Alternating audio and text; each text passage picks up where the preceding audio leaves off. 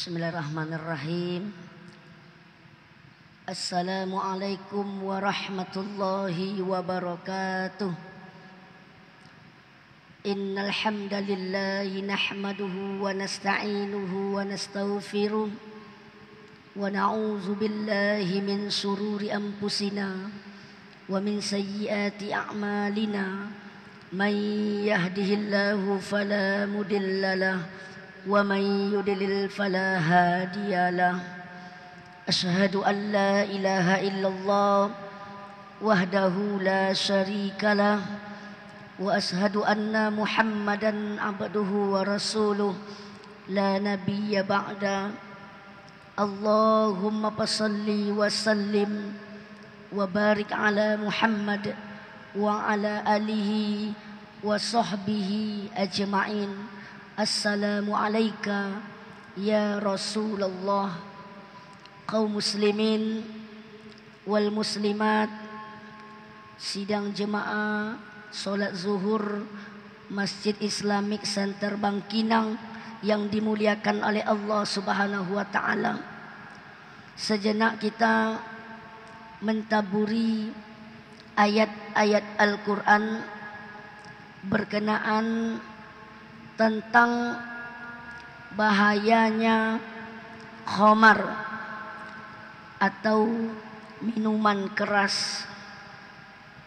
Kaum muslimin wal muslimat yang dimuliakan oleh Allah Subhanahu wa taala, baru-baru ini kita dikagetkan oleh Perpres nomor 10 tahun 2021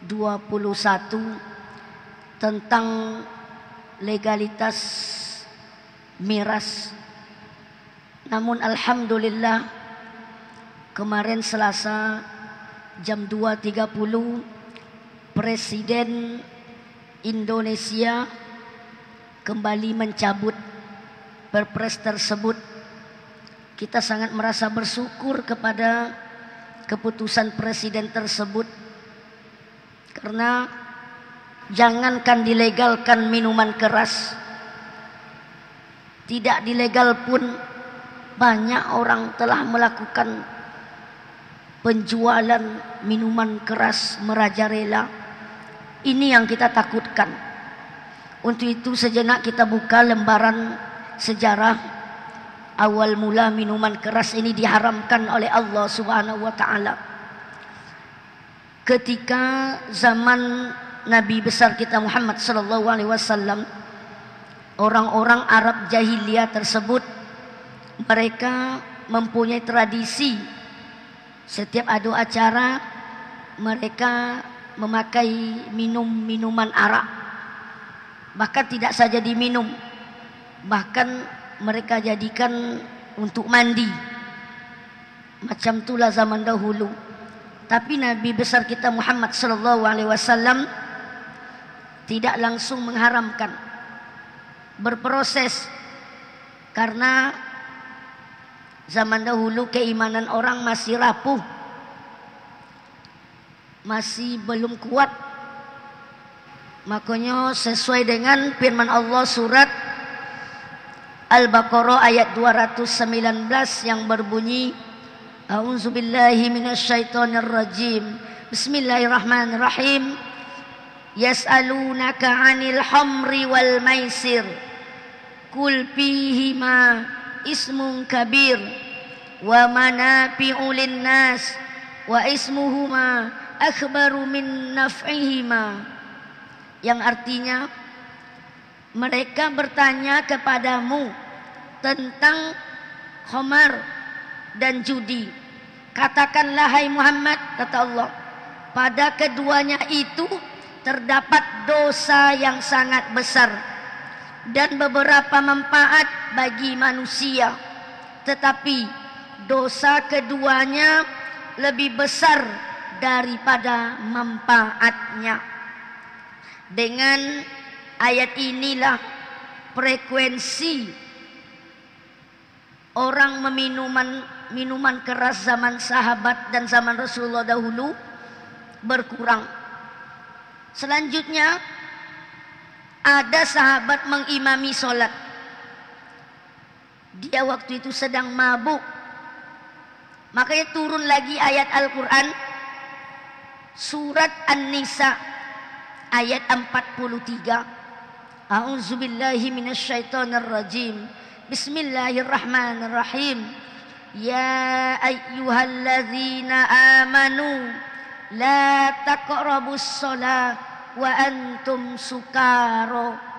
Hai orang-orang yang beriman, jangan kalian dekati solat ketika kalian sedang mabuk. Makanya dengan keluar ayat ini, orang pun bertambah takut. Karena kalau mabuk saja kerja kita tak pantas solat. Kalau orang tak pantas solat, sudah keluar daripada Islam. Makanya sahabat dahulu mengurangi meminum minuman keras. Dan sampailah tahapan yang terakhir. Surat Al-Ma'idah ayat 90. A'udzubillahi minasyaitonirrajim. Ya ayyuhalladzina amanu innamal khamru wal maisir wal ansabu wal azlamu rijsum min amalis syaitan fajtanibuh la'allakum tuflihun. Hai orang-orang yang beriman, kata Allah, sesungguhnya meminum khamar, berjudi, berkorban untuk berhala, mengundi nasib dengan anak panah adalah perbuatan najis, keji, dan juga termasuk perbuatan syaitan. Maka jauhilah perbuatan itu agar kamu mendapat keberuntungan. Nah, setelah mendengarkan ayat ini, sahabat zaman dahulu yang mabuk-mabukan takut kepada ayat ini, sehingga dalam riwayat kota Madinah banjir seketika oleh arak atau minuman-minuman keras. Itu zaman dahulu kaum muslimin yang berbahagia. Orang takut kepada ayat Allah. Tapi sekarang orang tidak lagi takut kepada ayat Allah. Nauzubillahi min zalik. Makanya kaum muslimin wal muslimat yang dimuliakan oleh Allah Subhanahu wa taala, kalau kita lihat, kita manusia ini diciptakan oleh Allah. Laqad khalaqnal insana fi ahsani taqwim. Sungguh kita inilah manusia yang paling mulia, yang ancak bentuknya. Maka pelihara itu kaum muslimin wal muslimat yang berbahagia. Jangan kita jerumuskan diri kita ke lembah maksiat dengan cara merusak diri kita dengan meminum minuman keras. Karena kalau dalam hadis Nabi Muhammad sallallahu alaihi wasallam yang diriwayatkan oleh Tabrani, bismillahirrahmanirrahim, al-khamru ummul khaba'is. Khamar itu adalah induk angkangnya kejahatan, induk angkangnya keburukan. Dan bahkan kata Rasulullah, siapa yang meminumnya, solatnya 40 hari tidak akan diterima di sisi Allah. Jika ia mati dalam keadaan khamar di dalam perutnya, ia mati seperti matinya orang jahiliyah. Dan bahkan kata Rasulullah, kekal di dalam neraka jahanam. Ini yang akan kita sampaikan kepada anak-anak generasi muda kita. Karena Islam ini tidak nampak oleh kita orang meruntuhkannya dengan meruntuhkan masjid, meruntuhkan pondok pesantren, meruntuhkan, membubarkan pengajian. Tidak, tetapi dengan cara apa? Meracuni para generasi muda kita, pemuda kita, karena mereka lah cerminan suatu bangsa. Apabila baik pemuda, baiklah bangsa. Apabila rusak pemuda, rusaklah negara kita. 20-30 tahun yang akan datang, kalau pemuda kita sekarang kerjanya teler, maka alamatlah pemimpin kita di masa yang akan datang menjadi pemimpin yang teler dan melegalkan miras dan nauzubillahi min zalik.